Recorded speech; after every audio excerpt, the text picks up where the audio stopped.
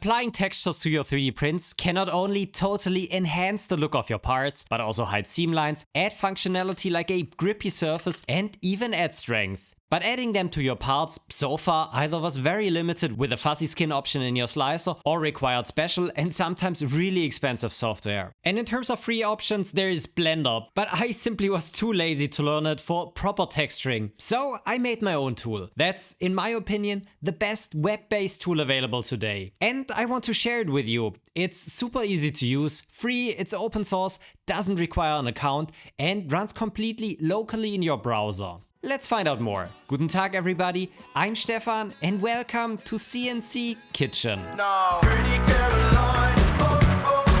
I'm a mechanical engineer, so when I design a part in CAD, it's typically a combination of simple shapes fused together by fillets and chamfers. Improving the looks or the function of a part with surface patterns is possible, but CAD is typically not made for that if it is more than a knurling or some ribs. So in the past, if I wanted to texture a surface, I simply activated fuzzy skin in my slicer, which adds a kind of random noise pattern onto a surface of a print and can already help add a grip or hide imperfections. But you can't do much more than that, and it also doesn't work on top surfaces.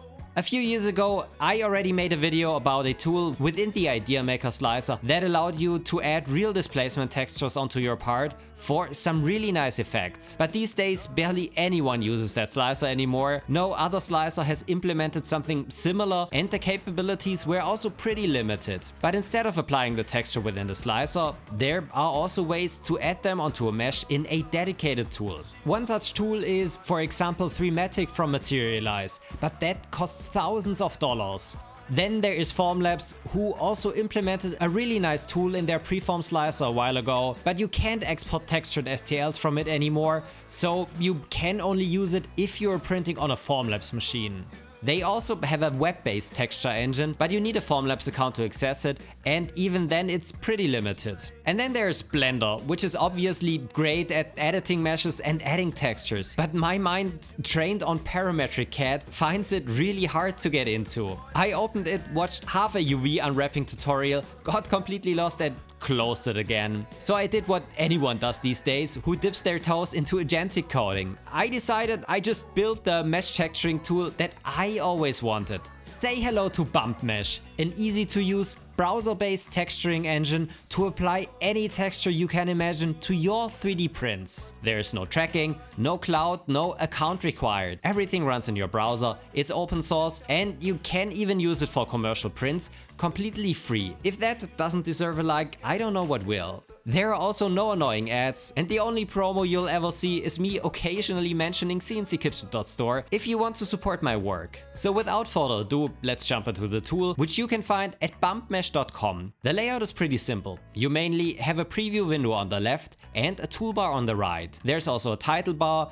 where you can switch between English and German and toggle between a light and a dark theme. The bottom bar shows your stats about your model and lets you activate a wireframe view, which is handy for masking later. The first thing you typically load is your own model. STL, OBJ and 3MF are all supported right now. Especially if your model comes from CAD, it might not be properly oriented. So there's a handy tool that lets you place it flat on one of its surfaces. Next, you select the texture that you want to apply. These are simple grayscale images where black means no displacement on the surface and white means full displacement. There are a bunch of textures included, but you can also upload your own. There's also a slider for texture smoothing, which blurs the displacement map, which makes the whole surface look smoother. This can totally transform the look of certain textures. By the way, all sliders can be reset to their default values by double-clicking them. After that, you need to select the projection mode. This is how the texture gets wrapped around your model, and depending on the shape you're working with, some modes work much better than others. The default is triplanar projection, which blends 3 axis-aligned projections based on the surface normal at each point.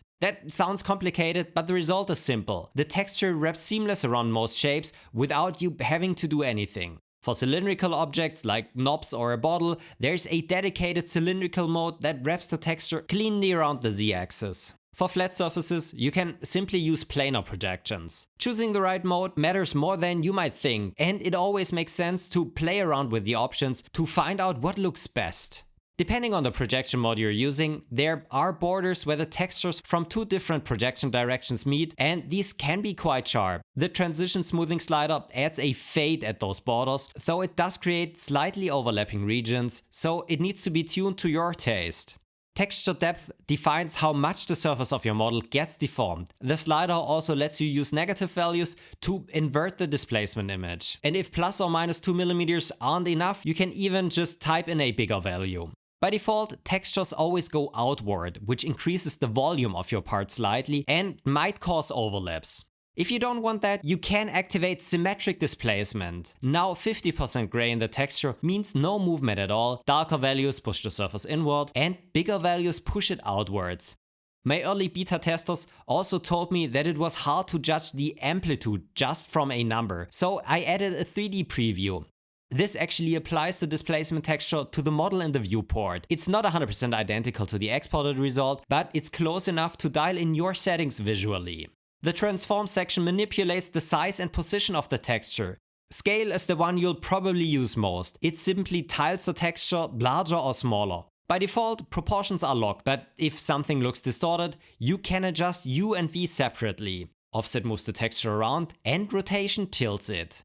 Next comes masking, because you probably don't want a texture on every surface of your part. First, I added angle masking specifically for 3D printing. You almost certainly don't want your bottom face textured if it needs to sit on the print bed, and very shallow overhangs might also not come out well if they're printed with a texture. Setting the threshold to 0 disables it. Anything above that will mask the triangles on your model that fall within that surface angle, shown as gray in the preview. Surface masking is even more powerful. You can either select specific areas where you don't want a texture or switch to include only mode, where only the areas you paint will get textured. You can select by clicking on faces, draw with a brush, or use bucket fill to flood a region. Holding shift removes the selection. I'll show a real example of this later. Once you've set everything up, it's time to export. And here there are two options that significantly impact the quality of your results. First is resolution. STLs are triangle meshes, and what bump mesh does is to move the vertices of these triangles according to the displacement texture.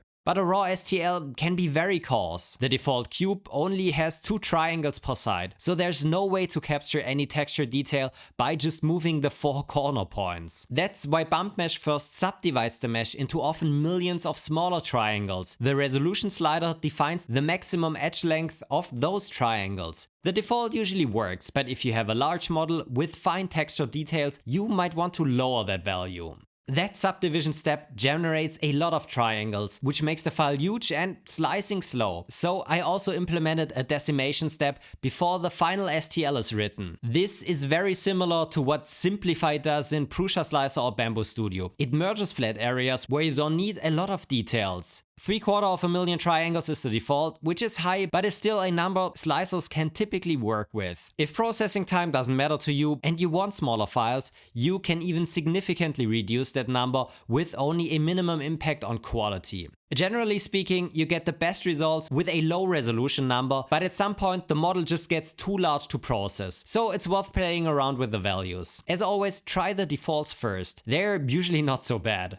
Once you click export, the model is processed and downloaded automatically. Depending on your model, this can take anywhere from a few seconds to a few minutes. Keep bump mesh in the foreground during that time. Browsers will throttle background tabs to save resources, and the processing will pause. There is a progress bar on the bottom, so you always know something is happening. And that has been a full walkthrough of the tool. Let's now look at some examples. One of my favorites is the sphere with the crystal texture applied. It might not be the most practical thing, but it shows how much detail we can add to a simple primitive. And it also shows something really useful. The texture completely hides the seam and the layer start point on the sphere. And even a much more subtle texture does that. It's really a quick way to get rid of visible Z-seams around parts. Bump mesh is also not only limited to the built-in textures. You can load any image and the brightness value will determine the surface displacement. Preferably use grayscale images that are tileable, meaning you can place them next to each other without a visible seam. Either make them yourself, as I did it with my channel logo right here, or just Google for black and white tileable texture and you'll find plenty to work with. The textures aren't only aesthetic. Lots of parts around you have bead patterns stamped into sheet metal. It's the same principle as slightly folding a piece of paper. This is really useful for Vasemode prints. Adding circumferential stripes around a cylinder makes it almost an order of magnitude stiffer than the untextured version. And rotating the pattern by 90 degrees can significantly reduce the warping you sometimes get on these parts. For a practical and functional example, take this microphone handle right here. I want to add a grip texture only on the handle section and not on the rest of the part, especially where the microphone later sits. This is where the include only mode and surface masking really shines. I paint just the handle area and the texture gets applied cleanly only there. If I'm designing a part from scratch and I already know that I want to add a texture in a specific area, I make sure to put sharp edges all around that region. Then the bucket fill tool works perfectly and the whole workflow takes maybe 30 seconds. The difference is really significant, not just by looks, but also in feel. But the tool and the method aren't perfect yet, and I want to be upfront about that. You can't currently apply multiple textures on the same part in one go. If you want that, you apply the first texture, export and import the results, and apply the second one. It works, but it is not elegant, and I consider adding a multi-texture functionality, but I honestly fear overcomplicating the tool for many. Projections also isn't magic for every geometry. Very complex shapes or parts with deep interior pockets can still show seam artifacts. Triplanar handles most engineering parts well, but it's not a universal solution because you get these overlaps. And since texturing physically deforms the surface, you can occasionally end up with overlapping geometry or even slightly closed gaps. If a model doesn't slice cleanly, run it through the mesh repair tool in your slicer. That usually fixes things. And then there's the resolution of the printing process itself. A texture might look great on the model, but be hard to see on the actual print. Very fine features with only small amplitudes will survive slicing, but might be too subtle to feel or see when you print with a 0.4mm nozzle. Here, resin printers handle fine details much better. For FDM, I'd recommend not going below around 0.3mm amplitude for anything you actually want to be visible. Top surfaces in FDM also capture details less faithfully than sidewalls. So if a top surface looks wrong, masking it out with the angle tool is a quick fix. Still, I'm honestly really happy with what I was able to build with maybe a week of my time and probably around $20 in Copilot subscription. I know many people are skeptical about AI right now, and in many applications I totally understand that. But agentic coding is, in my opinion, one of the greatest tools available to me as an engineer. Even though I can code reasonably well, building something like bump mesh would have taken weeks of work at my own skill level, so I simply would have never done it. Vibe coding simply gives me the ability to go from an idea to a working custom solution in only a few hours, and new features or bug fixes are just one prompt away. I've built a bunch of things over the last months. Some, like my Gridfinity label generator and my STL spiralizer, are already on my website, but I've also built a fully fledged tensile testing machine application that's not only much easier to use than the serial terminal I had using for the last 8 years, but also significantly more reliable. I would seriously consider making a walkthrough video of how I approach coding a simple tool that solves a 3D printing problem from start to finish. But because all of the negativity around that topic, I'm hesitant and worried about getting cancelled. What are your thoughts on this? Would you be interested in watching a long form video about that? But for now, I'd love if you tried out Bump Mesh on your own projects and spread the word. It's free, runs in your browser, and you can find it at bumpmesh.com or through the link below. It's not perfect, so if you find a bug or have a feature request, leave a comment on Printables or MakerWorld, send me an email or open a GitHub issue. I'll do my best to keep improving it. Thanks for watching, everyone. I hope you found this video interesting. If you want to support my work, head over to Patreon or become a YouTube member. Also, check out the other videos in my library. I hope to see you in the next one. Auf Wiedersehen and goodbye.